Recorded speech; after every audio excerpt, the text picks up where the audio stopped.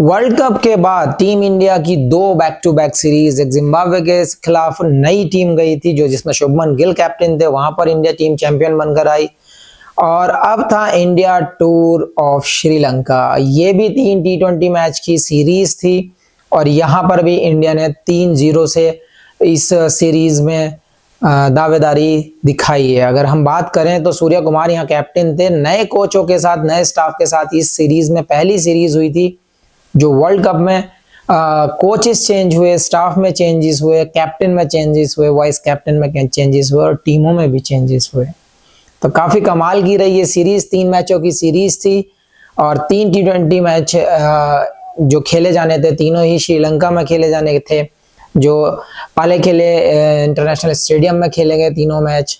पहला match India ने 43 run से जीता, दूसरा मैच इन्होंने 7 विकेट से जीता और तीसरे मैच में तो कमाल ही हो गया, लो स्कोरिंग मैच रहा और सुपर ओवर तक कहानी जा पहुंची। वहां पर जाकर भी इंडियन टीम ने जीत हासिल की। 3 मैचों की इस सीरीज में T20 के 3 मैच खेले जाने थे और आज तीसरा मैच खेला गया पालेकेले इंटरनेशनल स्टेडियम में। श्रीलंका ने टॉस जीतकर पहले बॉलिंग करने का फैसला किया, दावत दी इंडियन टीम को कि आइए और बैटिंग कीजिए। बैटिंग करने आए शुभमन गिल और जायसवाल, जिन्होंने 10 रन बनाकर आउट हो गए, कोई खासा शुरुआत नहीं हुई। और उसके बाद 3 नंबर पर आते हैं संजू सैमसन, एक बार फिर वो 0 पर आउट हुए। पिछले मैच में भी वो गोल्डन डक पर आउट हुए थे।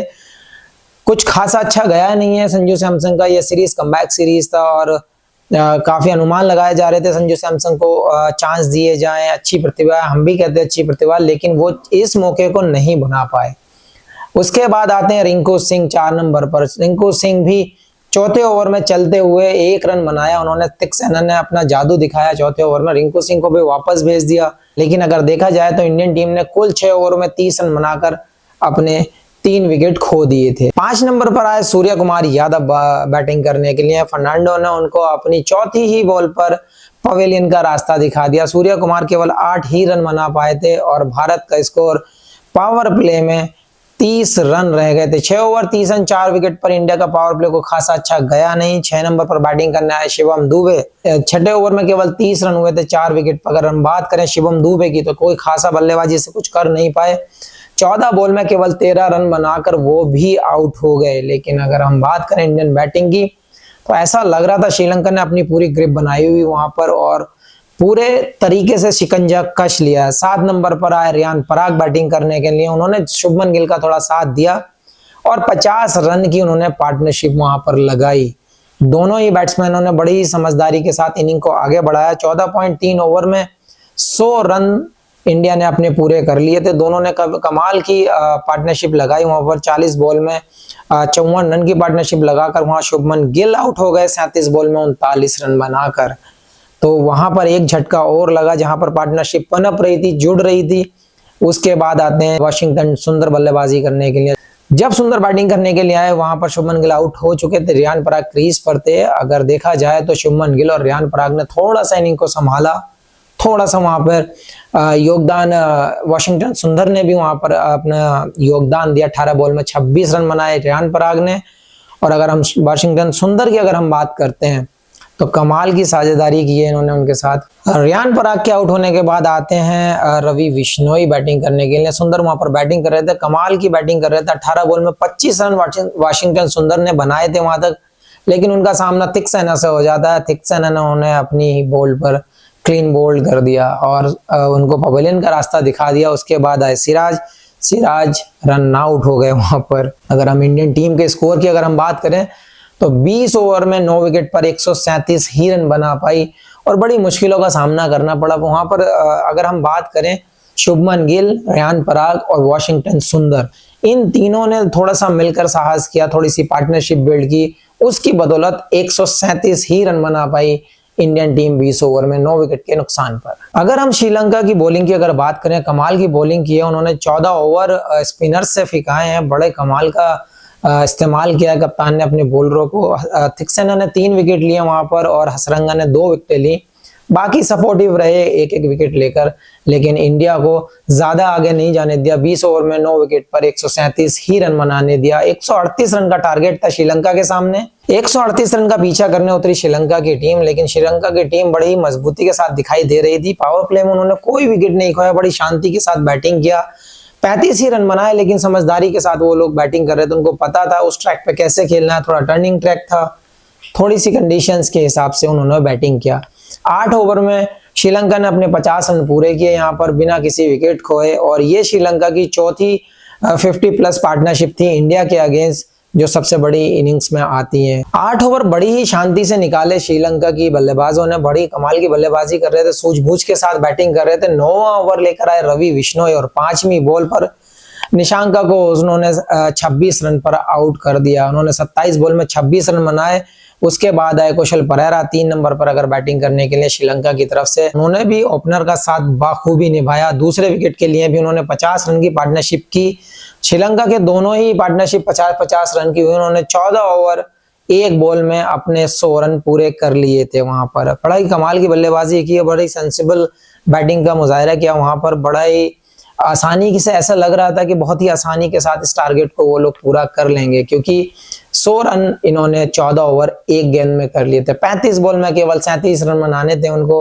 8-9 विकेट उनके हाथ में थे। लेकिन अगर हम बात करें रवि बिश्नोई की, फिर से 16वें ओवर में वो वापस आए और मैंडिस को उन्होंने 43 रन पर आउट कर दिया। 41 बॉल में 43 रन बनाकर वो LBW आउट हुए। उसके बाद 4 नंबर से जो स्टार्ट हुए हैं, वहां से श्रीलंका का डाउनफॉल शुरू हुआ। क्योंकि अगर हम इंडियन बॉलिंग की अगर हम बात करें तो स्पिनर्स ने कमाल की बॉलिंग की है। 14 ओवर में 100 रन पूरे थे, 35 में 37 रन बनाने थे उनके पास। 8 बल्लेबाज उनके पास थे। लेकिन चाहे आप वाशिंगटन सुंदर की अगर हम बात करें, रवि बिश्नोई की हम बात करें, रिंकू सिंह आज जो एक नए रूप में नजर आए, और कप्तान सूर्य कुमार यादव। देखिए सुंदर की अगर हम बात करें, 2 विकेट सुंदर ने लिए, रवि बिश्नोई ने 2 विकेट लिए। वो उनका जॉब नजर आता है, वो एज ए बॉलर खेलते हैं, एज ए ऑलराउंडर खेल रहे हैं।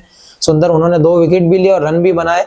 रवि बिश्नोई ने अपना पूरा काम किया, दोनों साइड बैट्समैनों को आउट करके पवेलियन भेज दिया। उसके बाद एक 16वें ओवर में जब झटका दिया रवि बिश्नोई ने, उसके बाद आए 19वें ओवर में नजर आते हैं रिंकू सिंह, जहां पर मैच निकलता नजर आ रहा था।